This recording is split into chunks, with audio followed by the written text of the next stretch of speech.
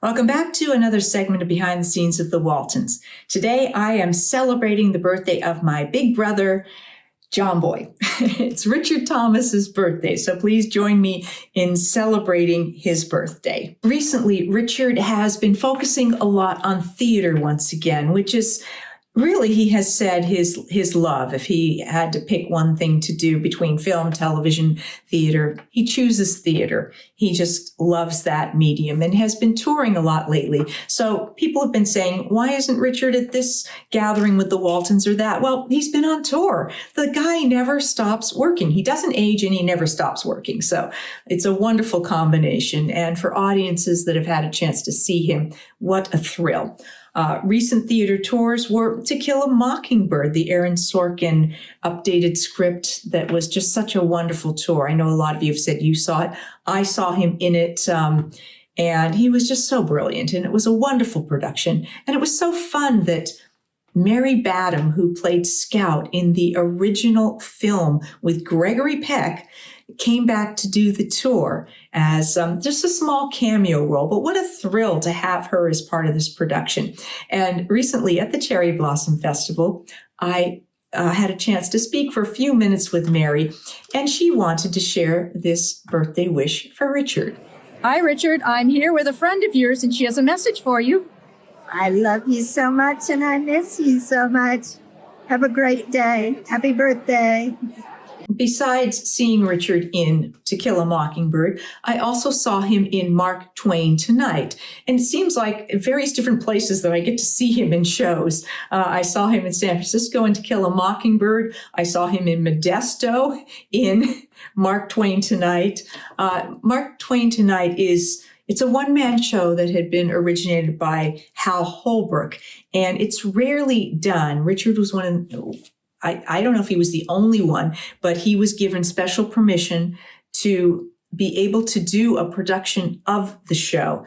And it's amazing, I found, how Mark Twain's thoughts and philosophies and writings just mirrored so many aspects of our current world. And I found myself, we were talking with Richard after, and I went, yeah, it's like he really wrote that back in Mark Twain said that. And here we are in today's world going, wow, it's as if he wrote it today. So sort of like the Waltons, it's amazing how timeless art can be in reflecting our society. It was quite a makeup job, but between the makeup and the wig and the costuming, I thought Richard made a pretty good Mark Twain.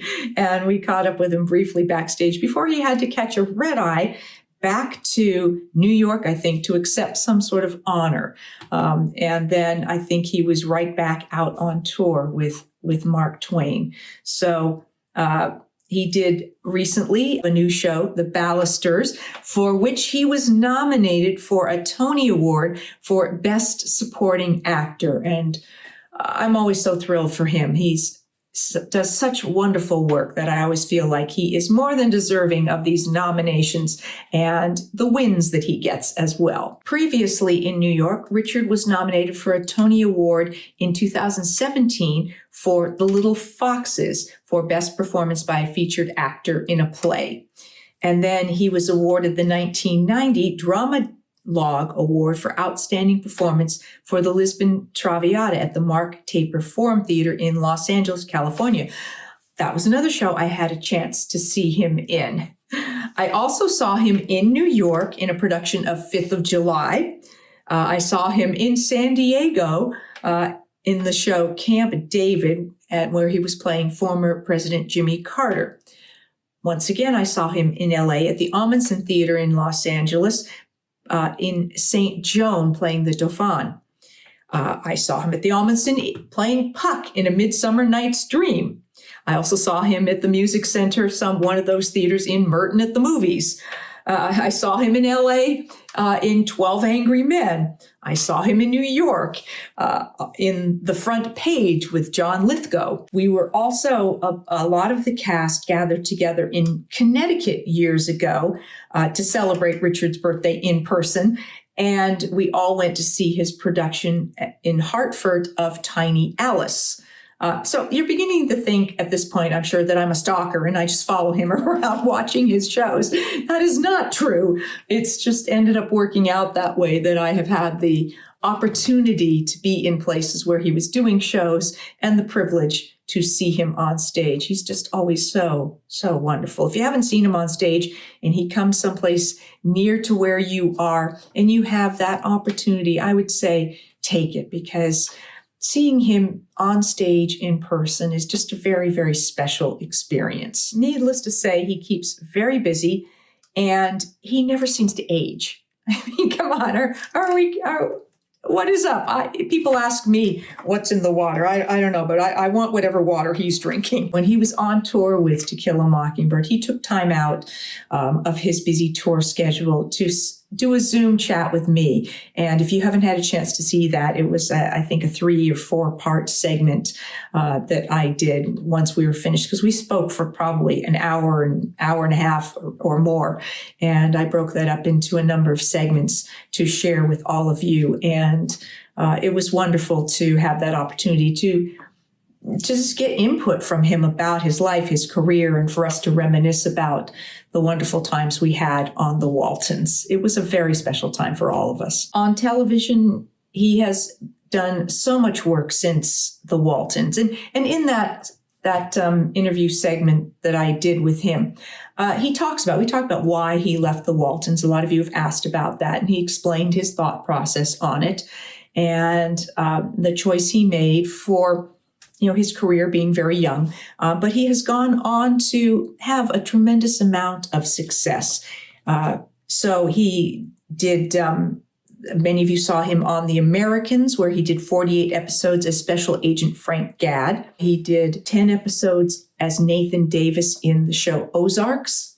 Just Cause, 22 episodes as Hamilton Whitney III. And I think it's interesting that he did 2 TV movies as Charles Ingalls in Little House on the Prairie TV movies. One was Beyond the Prairie, the true story of Laura Ingalls Wilder, and then a subsequent one, Beyond the Prairie 2. So he played on both iconic shows as sort of the lead character, or one of the lead characters. Richard also did 30 episodes of The Adventures of the Swiss Family Robinson as David Robinson. He did a couple of lovely, lovely Christmas movies. The Christmas Box as Richard Evans, and Yes, Virginia, There is a Santa Claus as James O'Hanlon. And then he switched gears on a few things too. He was in the Stephen King horror miniseries It, which reunited him with fellow Walton co-star John Ritter, who of course was our wonderful Reverend Fordwick. So the two of them got back together, which was great. I'm sure they had tremendous fun on that show. Many of you have talked about having seen him as Hank Williams Jr. in Living Proof, the Hank Williams Jr. story. He was also in Roots: The Next Generation. So there was a number of people from the Waltons who were part of the various different incarnations of Roots and that whole amazing series of miniseries and things like that were done. He was in the film The Red Badge of Courage early in his career. He was also early in his career in the film All Quiet on the Western Front. And he played a very scary character in You'll Like My Mother, where he first worked with Sean Barbara Allen. And I don't know if that's where they met or they were already dating at that point, but they were a couple before the end of that film, if that was where they met. And then, an episode of Night Gallery that always sort of creeped me out, the episode The Sins of the Father. And I was not terribly old when I saw that, and I can't watch it. It just gives me nightmares. He was in the movie Red Sky at Morning, and then, of course, last summer with 2 other Walton guests, Catherine Burns from the episode The Substitute, and Bruce Davison from the episode The Chivalry. Of course, it all started for me with Richard on the Homecoming. And in Goodnight, John Boy, this is what Earl Hamner says about the casting of that. Script in hand, we began casting the film under the watchful eye of Ethel Wyand, head of casting at CBS, and Pam Palafroni, the casting agent we hired to cast the film. We began looking for an actor to fill the important role of Clayboy. The original titles and names of the characters were from Spencer's Mountain. So initially, the characters, when we got the script, The Homecoming, were the character names from Spencer's Mountain, and then later had to change that because of the licensing rights on the movie Spencer's Mountain. So Earl says, I had seen Richard Thomas in a movie called Red Sky at Morning. Richard played the role of a young Southern boy who comes of age at the same time his father leaves the family behind to fight in the Navy in World War II. Claire Bloom played the mother. Richard Crenna was the father. Desi Arnaz Jr. was his friend, and Richard was sensational as the young man. I knew he would make an unforgettable Clayboy.